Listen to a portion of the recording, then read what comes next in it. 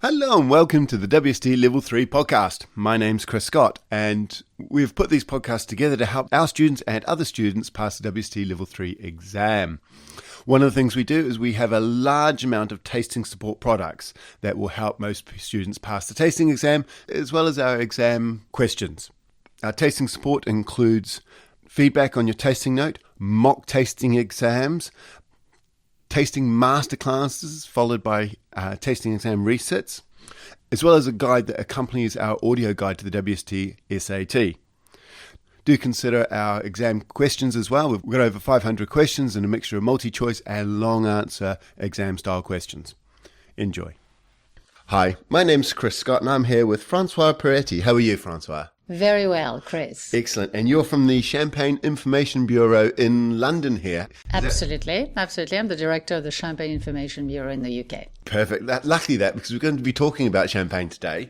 We're going to talk a wee bit about just an overview of champagne because it's a wine that we've talked about a lot about sparkling wines on the show, but we've never actually spoken about champagne. So just in a nutshell, what is champagne? Well, champagne is the best sparkling wine in the world. As simple as that. So it's a sparkling wine, and it's made to the traditional method.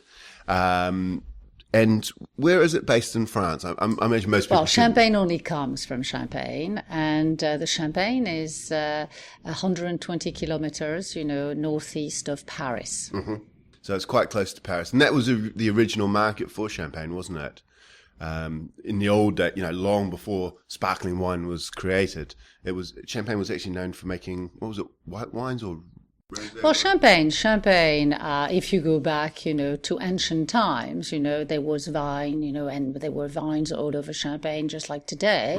The wines that were produced, were quite different from the wines we have and enjoy today. But yes, you had, still wines. You still have still wines, in Champagne today. Very, very small production, but really? You can still find them. They're not under the name Champagne, obviously, because Champagne is only Champagne, but they're called, Coteaux Champenois, and they come, in white or red. So it's a minute production that is usually, enjoyed in the region. Yeah. And what sort of grapes do they use for those? Well, they use exactly the same grape as are used, for Champagne, because in the region, you only have, those grapes. So they are two, red grapes, black grapes, Pinot Noir, Pinot Meunier, and one white, which is the Chardonnay. And there's still other grapes allowed to be used in Champagne, aren't there? But they're not allowed to be planted or something like that. Yes, it's not so much that they're not allowed. Yes, I mean, historically,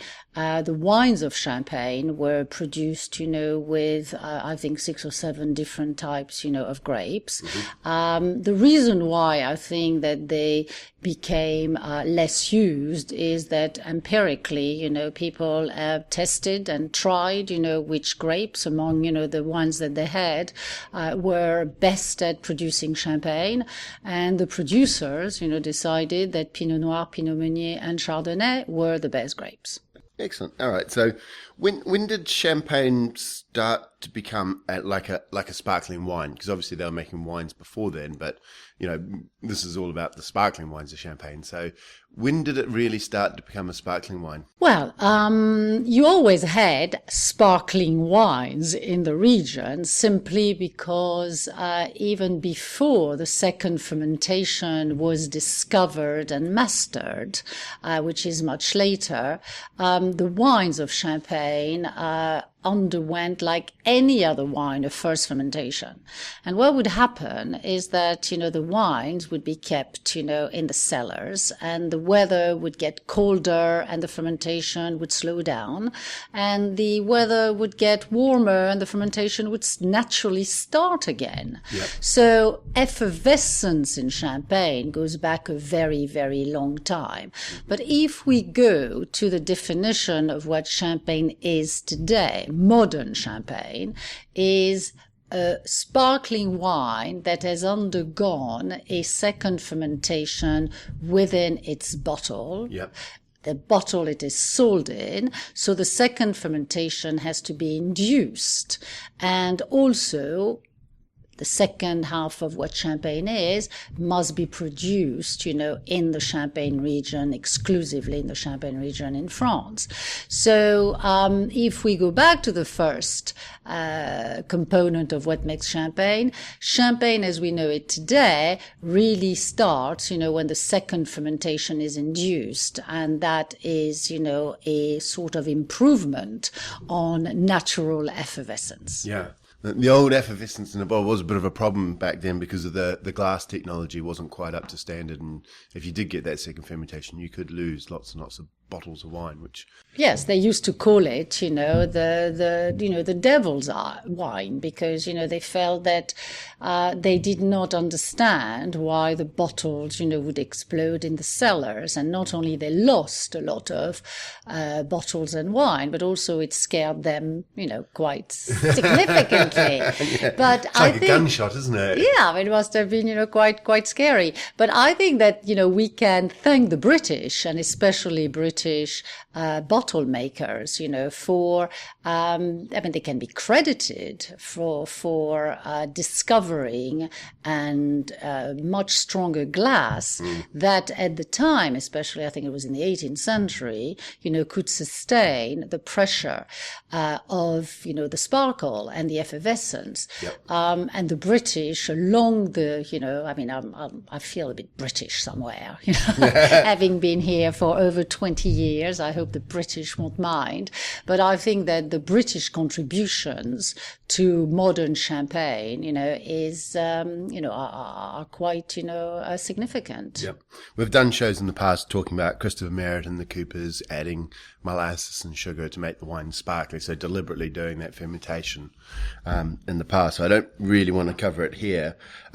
Probably the most important part that I thought in the sort of history of Champagne was Madame Clicquot's discovery of riddling, or getting rid of that dead yeast out of the bottom. Champagne was never discovered. When people say to me, who discovered Champagne, I said, no one discovered Champagne. It is a succession of not discoveries, but contributions, of observations. And, the riddling, the second fermentation, the technology as we know it today, all lead, from those observations. And of course, great improvements and, steps, in Champagne production. Do you know when they started removing the dead yeast, when that was sort of first started as a part of the process? I don't know the exact date, no. Okay. What we know about the dead yeast is that because we have paintings and we also have glasses. So we know that in the 18th century, they must have been drinking champagne that was pretty cloudy, because they actually had the pomponne, their glasses did not have a foot. The glass was footless, and they drank it and put it back on a little sort of plate because they got rid of the sediments which were in the glass really? way. So we know, pretty cloudy. Okay. Now, what is Champagne? Is it a department? Is it a region? Because a lot of French wine regions seem to be broken down by department. But I don't think of Champagne as a department. It's a region. How does it fit within the hierarchy of France? Because France has departments, don't they? Yes, but the département, you have several départements, in the Champagne region.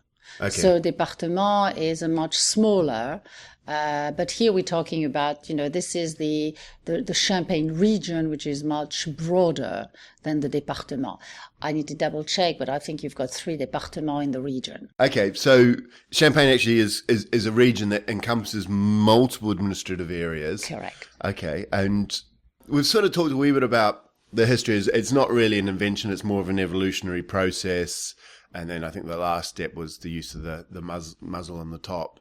I heard they used to use rags and all sorts of stuff to try and keep the wine in, but that wouldn't have kept the bubbles in. Have you heard much about the old stoppers before cork was... Yes. I think it was not only rags. It was, there were wooden pegs wrapped in cloth. Oh, okay. I think they were just trying, and then you had probably sort of sort of natural straw to hold it. Must have been quite a production. It's a bit easier today, and a bit more scientific, and a bit more interesting with the tops. Let's talk a wee bit about the method of production. We've been talking a bit about the evolution of the production, but Champagne is one of the few regions that are allowed to make rosé wine by adding red wine in.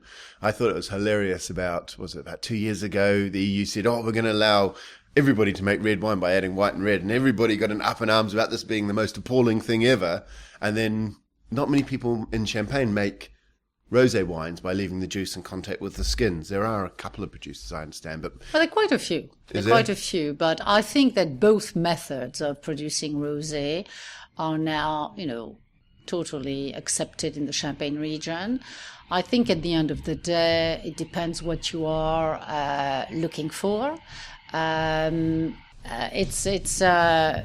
Both methods are widely accepted, and it very much depends, what you are looking for. And, with the skin contact method, you can end up with red champagne, for instance, which is not allowed in Champagne. If you were to produce a red champagne in Champagne, you'd have, it wouldn't be called champagne. Mm-hmm. So I think that the other method is probably more reliable in terms of color. And of course, the degree of color very much gives you an indication of the taste, the flavors of the pig. Of course. The darker it is, the more fruitful it will be, the more fruity it will be, the more full-bodied it will be, simply because you will have left, the skins, on in contact, with the wine, much longer.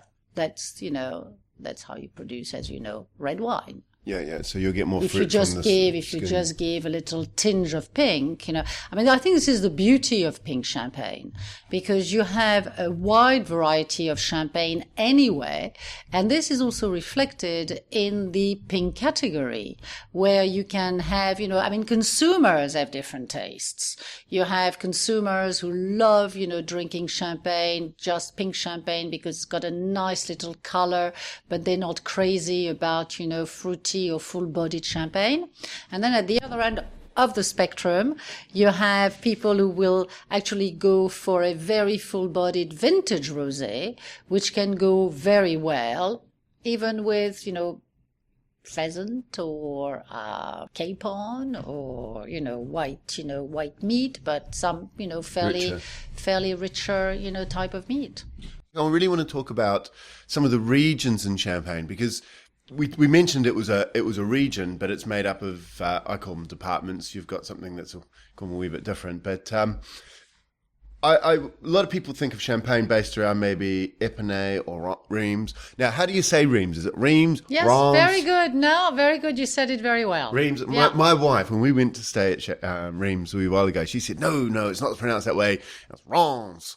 Well, I think you're both right.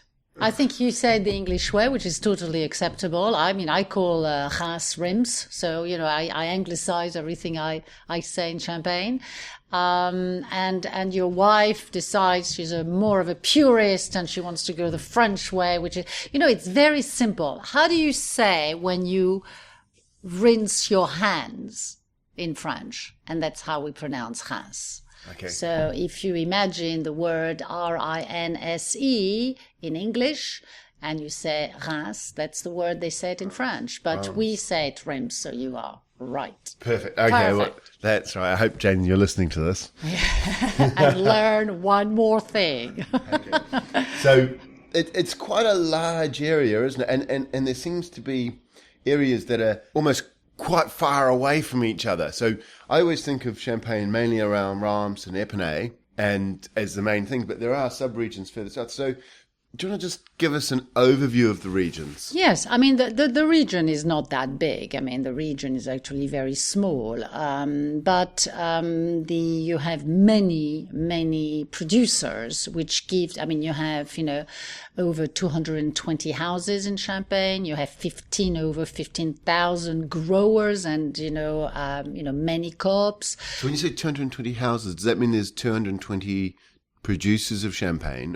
No, they're more than that. Yeah. I mean, when I say houses, we call them the négociants, the people who made champagne, who are the people who traditionally bought the grapes, had vineyards themselves, but supplemented it with grapes and, made the reputation of champagne. So those are usually internationally known names. Okay. And then you have the growers who traditionally sold, very important because they sold, their grapes to the houses, to the négociants.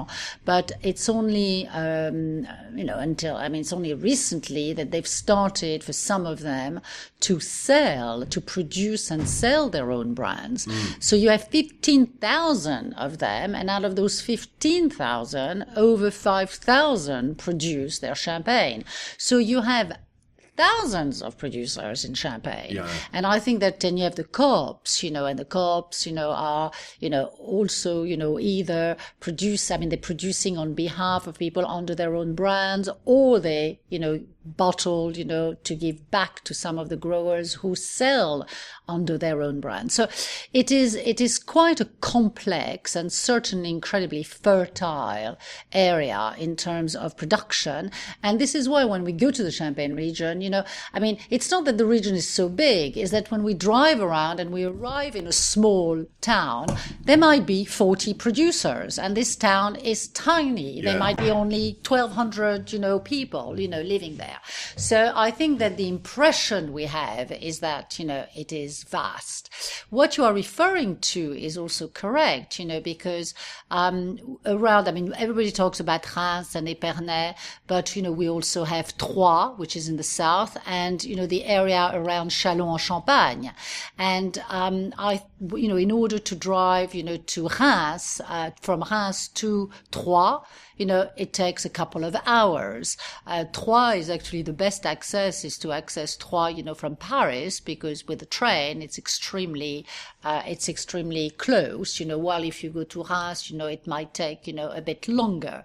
So, the region is both, incredibly accessible, but you need to know, where you are going in terms and choose, your area, unless you have plenty of time and you have a week to go around. And in that case, it's very easy. Let's talk about the main regions. I think of things like Côte de Blanc and Vallée de la Marne. You have Montagne de Reims. You have the Côte des Bars, which is around, Troyes. So these are the main, regions of the area. Okay, so let's just zoom in on a couple of them then. Troyes, because it's so far south, I imagine it's slightly warmer perhaps than the northern regions. Is that correct? Or I think in terms of, we first look at, the soil, the people, yes, the weather. It is more south. I do not have any specific information on the temperature, in the Côte des Bars. I think what we know, we have, in Champagne, we look at the regions more in terms of their specificities. And those specificities are historical. If people, they're grounded on the experience of people who know best, who are the people who cultivate the soil. So in the Côte des Blancs, you will have a predominance of Blanc de Blanc, wines. That's Why? Chardonnay. Simply because it's Chardonnay. Yep. And the Chardonnay is grown there extensively. That's quite handy to remember. It's like Côte de Blanc, Côte de White. So it's the white one, Chardonnay. Exactly. Perfect. Then you have, the region of, the Montagne de Reims and the Vallée de la Marne, etc., that are much more well, they have a balance of Pinot Noir, Pinot Meunier, but Pinot Noir mainly, and Chardonnay. And then you have, the area in the Côte des Bars that, of course, you can find Pinot Noir and Chardonnay, but you also have a great specificity because the quality of the Pinot Meunier in that region is very good. So I think that you need all this in Champagne simply because Champagne is first and foremost a blended wine. Most people realize that Champagne's a blended wine, but do you get region-specific wines? Obviously, small growers will produce a wine from that region that won't be blended, but can you get wines that say, Champagne Côte de Blanc on the bottle? No, because again, this is not what I think it's not the history in Champagne, and also it is not what consumers are interested in, because the beauty of the Champagne region is that they might all be behind one name Champagne, but the diversity is immense. We've touched on some of the geography of Champagne. I presume the soils in general are on chalk, are they? Yes. Does it have to be chalk, or can they do other soil types? Well, they are the soils, in the Champagne region. I think that Champagne it's not one element versus another. It's the sum of the elements. Yeah. Okay. There is one central control though for Champagne is how much you're allowed to harvest. Doesn't it? There's like an amount. You've got, this is what you typically harvest, but some years you're allowed to harvest a bit more, and some years you've got to harvest less, or something like that. What's going on there? Well, it's very simple, and it is extremely wise, because look at the 2012 harvest around the world, especially in Europe, when we've had, some fairly difficult weather conditions. And you were saying earlier on, why is Champagne so different? Well, for many reasons, but especially this year, we had a pretty good harvest in Champagne. And we had a pretty good harvest for many reasons, but though the quantity is small, people might say, well, yes, but you're not going to be able, the quality is good, but your volume is down, and how are you going to produce the volumes? Well, simply, not only because, we have the system that you mentioned, because this system enables us to put year after year after year some wines, which we call the qualitative reserve, put those wines stored for a rainy day. And when we have a 2012 situation, for us, it is brilliant because we can compensate and we have this qualitative reserve. We also have reserve wine reserves, stocks, of reserve wines that enable us also to compensate, for the weather's situations that we can't control. And that's why Champagne often is a non-vintage Champagne, isn't it? Yes, Champagne is mainly a non-vintage Champagne. How much is non-vintage versus vintage, do you know? Well, that's probably about 80%. 80% is non-vintage. Yeah. Okay, so you're using your reserve wines in there. So we can compensate, very easily, both on volume and make sure the quality is always there. Okay, let's look at the different styles of Champagne then. Starting at the lighter styles and working our way up to big, heavy, vintage champagnes. Yeah, I think the best way for the consumers, the way, when I do tastings, I'm always amazed by how much, people know. And people who are not, experts. But I think that the best way for them, for us to help them is to say, okay, you have in the big Champagne family, you have 3 pillars. Those 3 pillars are non-vintage, vintage, and prestige cuvées. And, as we said, non-vintage accounts for the majority of champagne produced. It's about 80%. Then you have the vintage champagne that are produced, in different years. And then you have the prestige cuvées that are, top of the line champagne in this country, once in a lifetime, once a year, or gift, the gift market. But let's concentrate on, the other 2. And within these pillars, you have styles. And you have from the lightest, but because in Champagne there's always something new that happens, I will say, the Blanc de Blanc, the 100% Chardonnay can be the lightest, but if you take a Blanc de Blanc that is vintage, that has been aged 20 years, you will have a lot of body to it, a much more complex wine. But Blanc de Blanc, non-vintage Blanc de Blanc, light, crispy, fairly citrusy, very good, as an aperitif, lively, wonderful. See, just on that, because I always think Blanc de Noirs, like from Pinot Noir or Pinot Meunier, they tend to have higher levels of acidity to me. So I always think of them as lighter styles. They might have more flavour, but they have a stronger backbone of acidity to me. I don't know, am I wrong, or am I just not drinking the right champagnes? I don't think you're wrong. I think it depends of the age. Okay. Because I think that for me, Blanc de Noir, the ones, I drink, are much more full-bodied than a non-vintage Blanc de Blanc. But again, this is the beauty of Champagne. It's both the difficulty and the beauty of Champagne is you can pick a Blanc de Blanc that is 20-year-old or 15-year-old or 10-year-old, and you'll say, God, this is, much rounder and much more full-bodied than a Blanc de Noir that is non-vintage. So I think you have to go and try. There's no rule. And that's, again, that's the discovery and the beauty of wine tasting and wine enjoyment. But in general, the older the champagne, the more gutsy the champagne, because, well, partly the acidity appears to decrease over time, which makes the wine feel heavier and more gutsy. But it also depends on how long the wine's been aged. We've touched on Blanc de Noirs and Blanc de Blancs. And you've sort of said you often expect Blanc de Noirs to be richer, is that right? Yes. Can you age non-vintage champagnes? Well, you can keep it. Yeah. I always tell people it's non-vintage is best to be drunk when you get at the bottle. And simply, it's already been aged for 3 years in the producer's cellars in optimum conditions. And that is the trick.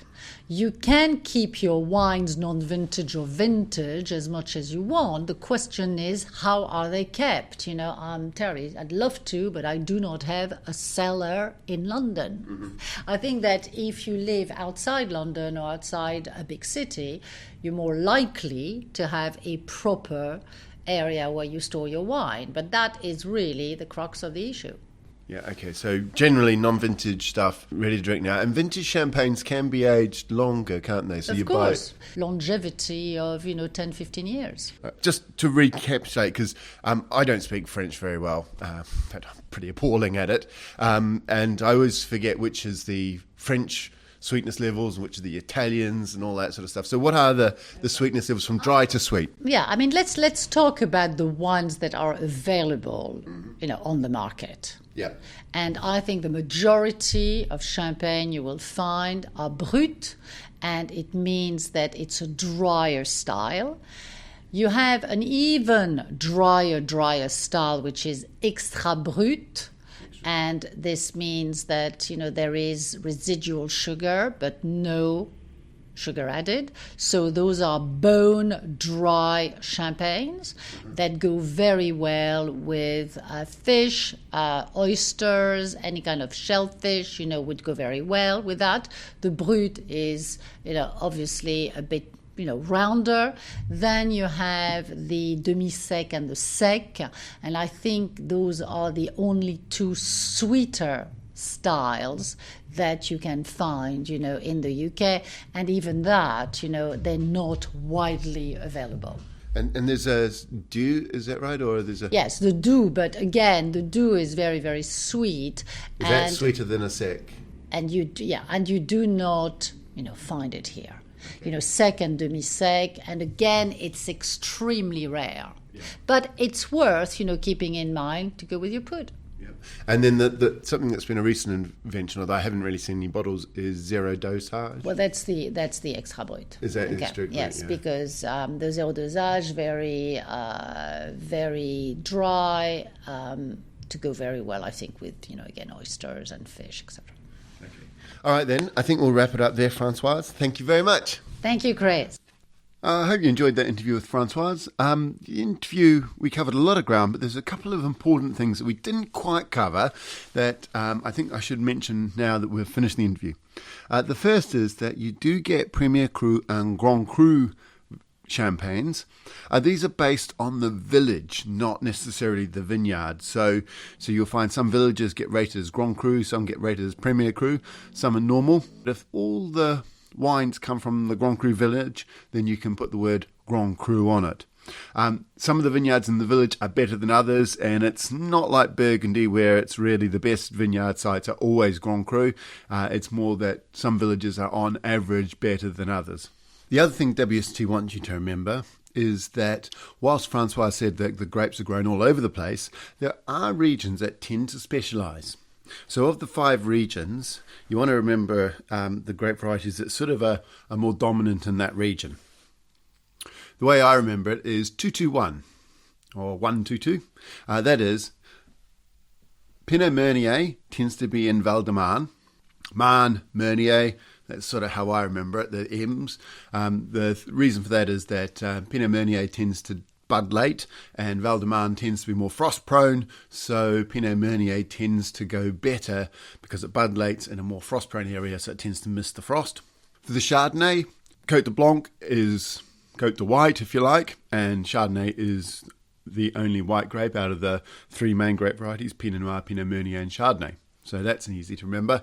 And Côte de Sézanne is, like, I think of it like Susan, Côte de Susan, and I think of Susan as a blonde girl. I know it's not very good and a little bit sexist probably, but it helps you to remember it. It helps me remember it anyway. So the 2 Chardonnays are Côte de Blanc and Côte de Sézanne. And then of the Pinot Noirs, they're the other 2. Côte de Bar, Pinot Noir, it sort of rhymes, so that's easy. And it's also further south. And why Francois didn't say it, normally I think you will find it's a little bit warmer than a bit further north, so it's more likely to ripen the Pinot Noir.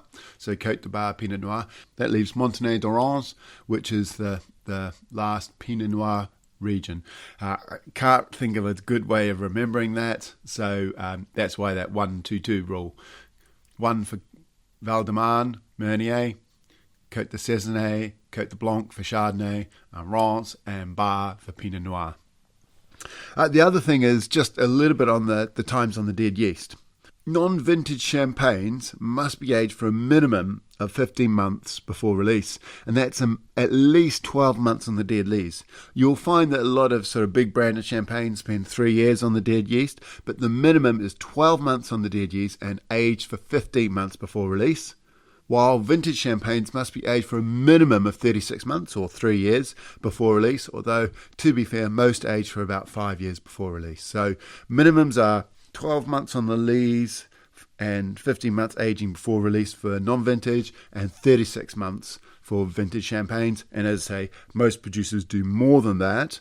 And I think Francois mentioned it being more than that in the interview, but the actual minimums are those. Okay, that ends this look at champagne.